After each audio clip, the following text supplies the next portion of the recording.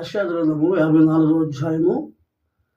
మనం లేఖనాలు చదువుకుంటే యెషయా గ్రంథము 54వ అధ్యాయము 17వ వచనంలో మనము చదువుతున్నాము.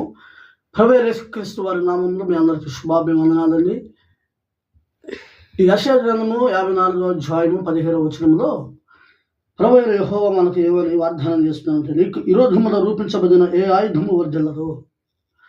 నీకు విరోధముగా రూపించబడిన ఏ ఆయుధము వర్ధిల్లదని ప్రభువైన యెహోవా మనందరికీ వాగ్దానం చేసి ఆయన బిడ్డల అయిన వారందరికీ ఆయన కృప, ఆయన అనుగ్రహము, ఆయన కాపుల ఉందని ఆయన సెలవిస్తూ వాగ్దానం చేస్తూ వచ్చారు.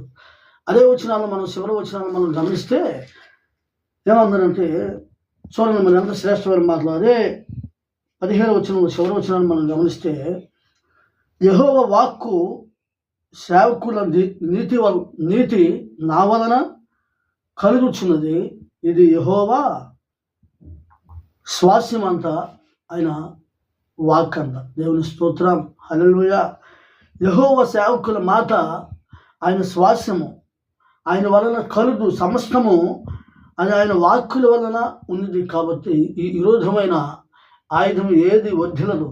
ఎందుకంటే ఆయన బిడ్డల పైన ఆయన కృప కాపుదల ఉన్నది. ఆయన దేవదూతల కావలి ఉన్నదండి.